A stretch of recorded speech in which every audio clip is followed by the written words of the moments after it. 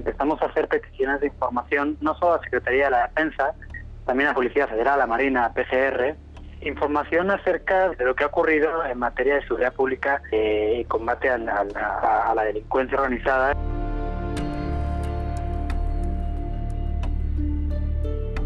Que de los 4.495 enfrentamientos que tú decías antes, que se han registrado de diciembre de 2006 a diciembre de 2018 en México entre militares y civiles, no hay rastro de información.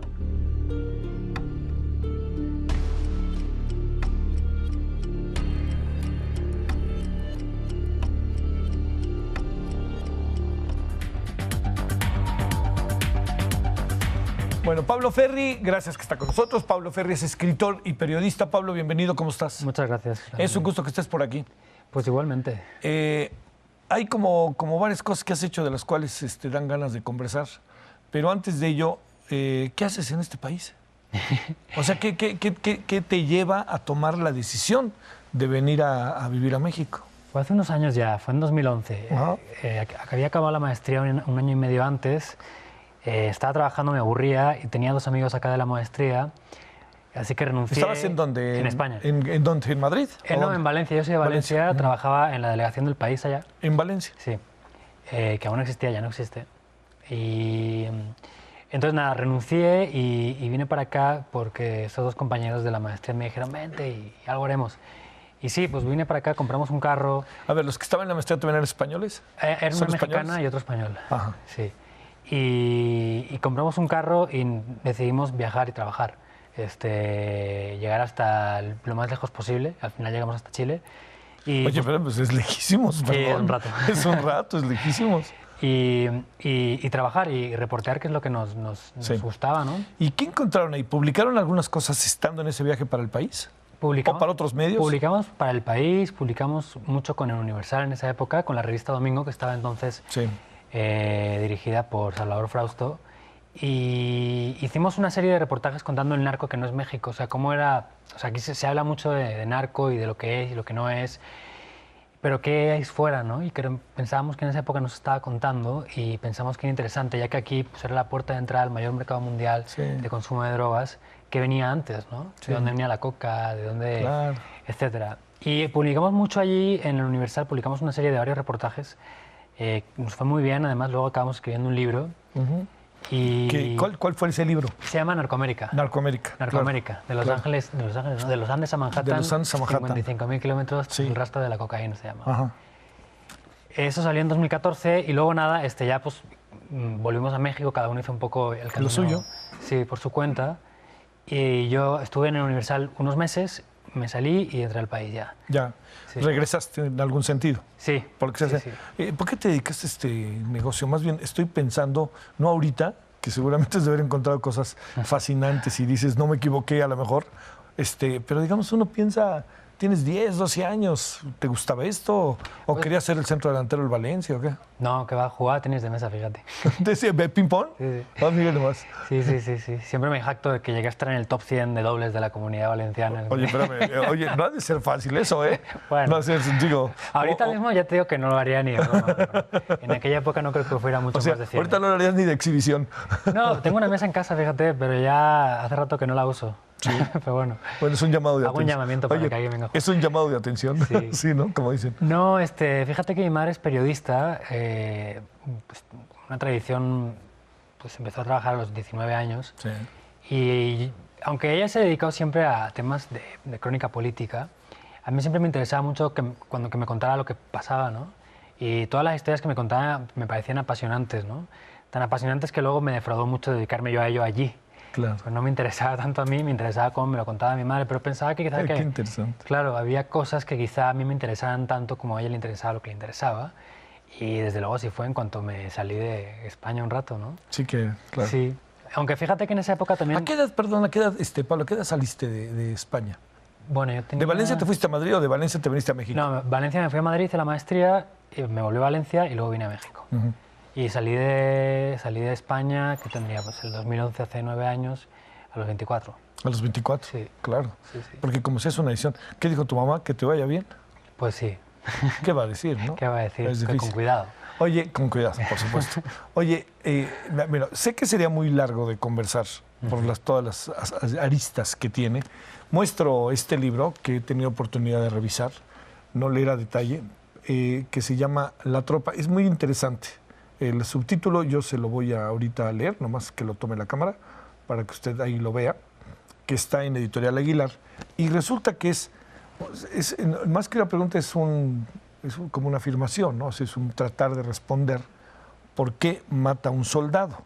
Y lo hace junto con Daniel Arrea, Pablo Ferri y la colaboración de Mónica González Islas. Y debo de decir que este libro es el Premio de Periodismo Javier Valdés 2018, que esto es algo muy importante, que queremos seguir sabiendo quién mató a Javier Valdés, ¿verdad? Sí, bueno, es que es increíble. Justo ayer o antes de ayer escuchaba a uno de esos compañeros de Río 12, creo que era Ismael Bojórquez, que contaba que sí, que han habido 2 detenciones, 2 personas que estuvieron involucradas, pero que en todo caso no se sabía quién había dado la orden ni por qué, ¿no? Entonces, pues yo entiendo que tanto sus compañeros y amigos allá en Culiacán, como el resto de amigos y compañeros en el resto del país y del mundo, que eran unos cuantos, y su familia, claro, pues no estén conformes y no deberían estarlo, por supuesto. No, pues claro que no, es una asignatura pendiente mayúscula, ¿no? Sí, sí, pero bueno, es un como caso... con Miroslava, ¿no? Exacto, es lo que te iba a decir. Con Miroslava, ¿no? Con Miroslava exactamente lo mismo, ¿no? Sí, claro. Y es una lástima porque en el caso de Miroslava también, caray, el cambio de gobernador allá invitaba a pensar que, dado el pasado periodístico de Corral, de Javier, sí, que aquello se iba a resolver, pero no, yo siento que le dieron una patada rapidísima para arriba, ¿no? Como cuando tiran al director de alguna empresa y dicen, no, usted va a estar aquí. Sí. Tranquilo, va a lo cobrar pones igual. ahí arriba, fuera, más allá de todo. Exacto, y nada, ¿no? Y pues entiendo que allá siguen pues más o menos igual. A ver, hay información muy atractiva en el libro. Primero, ¿por qué, aunque muchos lo podamos saber, por qué La Tropa? ¿Por qué titulan el libro La Tropa? Porque digamos que la materia prima del libro son entrevistas con militares que están en las calles, o sea, la tropa, o sea, soldados, cabos, sargentos, subtenientes y tenientes. Son los militares que han estado patrullando estos años, desde diciembre de 2006, cuando empieza el sexenio de Calderón, quizá un poco antes también con Fox, pero sobre todo a partir del sexenio de Calderón, también en el de Peña, por supuesto, y ahora siguen con López Obrador. Son los que han estado en las calles haciendo un papel policial y básicamente convirtiéndose en una fuerza securitaria para lo que nosotros entendemos que no estaban preparados, ¿no? Porque no es lo mismo la seguridad ciudadana que la contención de un problema que se vende como casi letal, como se hizo en 2006, ¿no? Entonces, nosotros planteamos que durante estos años, esto empezó en 2015 más o menos, el proyecto, durante los años anteriores, desde 2006, los primeros 9 o 10 años de esta situación en que los índices delictivos crecen, aumenta el número de homicidios, no acaban de vencer al enemigo, ¿no? Que se había planteado desde Calderón, es decir, la guerra. Sí, los cárteles de la droga, la delincuencia organizada. Y sin embargo, sí habían habido muchos problemas que habían surgido precisamente por la presencia de la tropa en las calles, ¿no? Mira, yo recuerdo una cena que tuvimos en 2015, Daniela y yo y más amigas y amigos, que ella volvía justo de la producción de un documental, La Libertad del Diablo, de Belardo González, que sabes, si lo has visto, es una serie o es una consecución de testimonios que de alguna forma u otra han participado en la violencia de un lado o del otro, como sicarios, como militares, como policías, etcétera. Y yo justo acababa de volver de Arcelia porque se había cumplido un año de la matanza de Tlatlaya. Allá en 2014, en Tlatlaya, en el Estado de México, muy cerquita de Guerrero, ejército y un grupo de presuntos delincuentes se habían chocado en un enfrentamiento. El ejército dijo que habían muerto los 22 presuntos delincuentes, luego pues tanto CNDH como PGR dijeron que no. Que, nos enteramos de otra cosa. Exacto, que al mínimo eran como 8 ejecutados y no 15, como dijo la CNDH. Y yo fui al año siguiente porque me interesaba saber quiénes eran esos presuntos delincuentes que mencionaba la Sedena en su nota en 2 palabras, ¿no? ¿Qué tapaban esas 2 palabras? Y ahí me di cuenta de que, por lo que me decían los familiares de varios de ellos, de que, caray, estaba bien que estuvieran en malos pasos, pero deténganlos, no los maten, ¿no? Entonces, básicamente, de ahí, del cruce de ambas experiencias y de una discusión posterior que no quedó en esa cena, sino que... ¿Continuó? Sí. Quisimos saber por qué matan. ¿Por qué matan si no hace falta que los maten? Y no era la primera vez. La Tlaya había ocurrido antes en el TEC de Monterrey, con estos dos chavos que mataron dentro de las instalaciones del aquel famoso viernes en la noche. Efectivamente. No sé, los hermanos Almanza en Tamaulipas, Yetro Ramsés en Morelos también. Una buena cantidad de casos. Creo que la CNDH por lo menos ha documentado hasta la fecha 135 casos solo por ejecución extrajudicial. Y lo que hicimos fue tratar de buscar militares de la tropa, o sea, de los que están en la calle, que estuvieran procesados o condenados por homicidio. Y pues evidentemente... Que estuvieran en la tropa y que estuvieran detenidos. Sí, en pero por este militares, delito. Sí. Por este delito. Ajá, entonces buscamos acceso a la cárcel militar, la que está aquí entre Naucalpan y la Ciudad de México, en Lomas de Sotelo, muy cerca de todo el conglomerado industrial militar. Y pues bueno, estuvimos unas cuantas semanas buscando la forma y finalmente la conseguimos.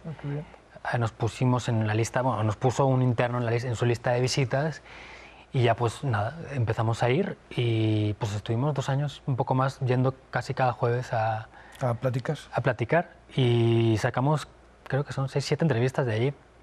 Pero entrevistas muy, muy interesantes porque no nos quedamos solo en el por qué mataste, ¿no? Porque además muchas veces, y eso además fue lo que nos llevó a cambiar de tercio, ellos trataban de justificarse y se quedaban en ese contexto de la justificación de no, pero es que a ver, en realidad yo no tuve la culpa, porque a mí me ordenaron que disparara o porque en realidad yo no fui el que disparó a corta distancia, yo disparé al principio pero al final ya no, o bueno, es que nosotros teníamos un cuestionario inteligente que aplicar y pues así es como se aplica, ¿no? Y dice, bueno, pero ¿cómo se te murió aplicando el cuestionario inteligente? Bueno, en fin, fueron entrevistas que fuerte, tenían, ¿no? sí, tenían esa parte, pero también tenían una parte que tenía que ver con su infancia, con sus motivaciones de cara a causar alta, por qué entraban al ejército, que tenían que ver también con la forma en cómo eran adiestrados como reclutas, la forma en cómo se les explicaba, cómo intuían o entendían o aprendían ellos el concepto de obediencia, el concepto de jerarquía dentro de la institución.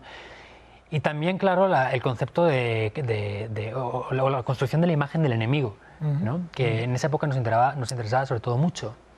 Fíjate que, caray, en esos primeros 12 años, o sea, el diciembre del 2006 a diciembre del 18, hubo 4.272 enfrentamientos entre militares y civiles en el país, muchísimo más, pero muchísimo más. Militares y civiles que partimos presuntamente de sí, Sedena dice presuntos delincuentes, aunque luego es verdad que han habido casos que hemos detectado en las bases de datos que bajamos de Sedena a través del INAI, que no eran presuntos delincuentes, ¿no? Pero bueno, en fin, pongamos que sí. Y de esos casos murieron 200 militares por 3.907 civiles, pero no hasta 2018, hasta 2014. Luego hubo un problema porque Sedena dejó de dar cifras, pero si hasta 2018 fueron 4.200 enfrentamientos, hasta 2014 fueron 3.200, pongamos por caso. Y en ese tiempo, en ese primer periodo, o sea, el primer sexenio con Calderón y los primeros 2 años de Peña Nieto, fue esa proporción bestial. Eso no significa que todos los muertos fueran asesinados ni ejecutados, evidentemente. Sí, hubo enfrentamientos, en fin, ¿no? Pero sí nos invitaba a preguntar precisamente quiénes les habían explicado que eran los otros, cómo les habían explicado que eran los otros. Cómo identificarlos, cómo actúan ante ellos, el protocolo que le llaman, ¿no? Exactamente. Oye, a ver, Pablo, digamos, de estas conversaciones que sostuvieron a lo largo de todo este tiempo, entendiendo que muchos son oaxaqueños, ¿no? Hay muchos oaxaqueños. Hay mucho oaxaqueño, ¿no? Fíjate que sabemos que sí, porque fuimos a un pueblo sabiendo que íbamos a encontrar muchos, pero fue también una de nuestras grandes frustraciones, porque nosotros queríamos que la Secretaría de la Defensa nos diera datos de altas en el ejército desde 2006 a la fecha, saber cómo estaba compuesto el ejército, sí, claro. Cuántos hombres, cuántas mujeres, de qué nivel de estudios, cuál era, cómo eran las familias, composición familiar, si es padre, madre o hogar monoparental, cuántos hermanos, a qué se dedicaban los padres, las madres. ¿Cuál es la estructura? Claro. Claro, y pedimos por transparencia esa información, información que en otros países se da sin necesidad de que el ciudadano la pida por transparencia. O sea, en Estados Unidos, por ejemplo, la Secretaría de la Defensa, bueno, el Pentágono, entiendo, El Pentágono. elabora cada año un informe de no sé cuántas páginas en que da esa información estadística mucho más detallada de lo que yo he dicho ahora. Sí. Pero por algún motivo pues nos han rebotado. Ha sido muy difícil a lo largo de la historia de México, de la historia de las últimas décadas, poder saber exactamente qué pasa allá adentro. Sí. Tengo la impresión de que no les ha quedado de otra también que abrirse últimamente. Es mi impresión. Pues sí, pero no sé. No se ve tanto. no sé Oye, a ver, si yo te dijera, o sea, ustedes plantean una pregunta, ¿no? O una cuestión. ¿Por qué matan los soldados? ¿Podrías contestarla? ¿O es de plano multifactorial y nos quedamos aquí 3 días tratando de desmenuzarlo? Yo creo que sí. Pero estas ideas básicas, ¿cuáles serían, Pablo? Bueno, yo creo que bueno, pone soldado, pero en realidad nos referimos desde soldados a tenientes, ¿no? Sí, sí, sí. Yo creo que al final... ¿Incluye esta posibilidad también de extender esto a los marinos o es estrictamente soldados? Yo creo que sí, pero también, como no sabemos la composición de la Marina... De la Marina, claro. Porque yo no sé, por ejemplo, para ser infante de Marina o recluta de Marina, si piden lo mismo o no que el Ejército. Yo creo que sería algo distinto. Pero también no sé, porque luego ves casos como ¿te acuerdas el año pasado o a principios de este año en Nuevo Laredo, en que Marina dijo que había tenido un enfrentamiento, les habían atacado, entonces les habían seguido y habían resultado muertos no sé cuántas personas, entre ellos niños, y no dijeron nunca que habían utilizado un helicóptero y no dijeron nunca que cuando utilizaron el helicóptero no les habían disparado desde el coche donde dispararon ellos? Entonces ves que el comportamiento es similar o parecido al que han demostrado en otras ocasiones. No puede ser muy diferente, ¿no? Sí, no puede ser muy diferente. Puede ser diferente en algunas cosas, pero probablemente la actitud o la forma de desempeñarse en estos años haya sido parecida, si no peor. Sí. ¿Podrías tener como rasgos generales para contestar esa cuestión? ¿Por qué matan los soldados en función de la estructura a la que pertenecen? Pues yo creo que, bueno, para tratar de entender la pregunta quizá habría que plantearse la... Entiendo que es muy... Sí, entiendo que es muy simple el cuestionamiento. No, para nada. Es una pregunta evidente y si el título es así, pues es por algo. Cualquiera se lo va a preguntar. Sí. Creo que tendríamos que empezar diciendo con un grado de certeza bastante alto que el soldado o el elemento de tropa es a la vez víctima y victimario. ¿Por qué víctima? Bueno, porque nosotros entendemos que cuando un soldado o cuando una persona, un civil causa alta, y pasa por el proceso de adiestramiento y pasa por el proceso de identificación con la institución y lo que eso significa, es decir, acostumbrarse a la disciplina militar, a la jerarquía, a la obediencia que debes al mando, una parte del civil muere, de la persona muere, y esa parte viene a quedar ocupada por la institución. Sí. En ese sentido es víctima. Y es más víctima todavía cuando es objeto de un adoctrinamiento, como el que entendemos que ha sufrido buena parte de los militares que han estado en las calles estos años a la hora de combatir la delincuencia organizada, o a lo que decía el gobierno, que era la delincuencia organizada. Entonces, cuando ves casos, por ejemplo, ahí mencionamos uno de un capitán, precisamente, este es un grado más alto que teniente, que en un evento en Ecuandureo, Michoacán, hace unos años, en el sexenio de Calderón, cuenta que llegó el mayor un día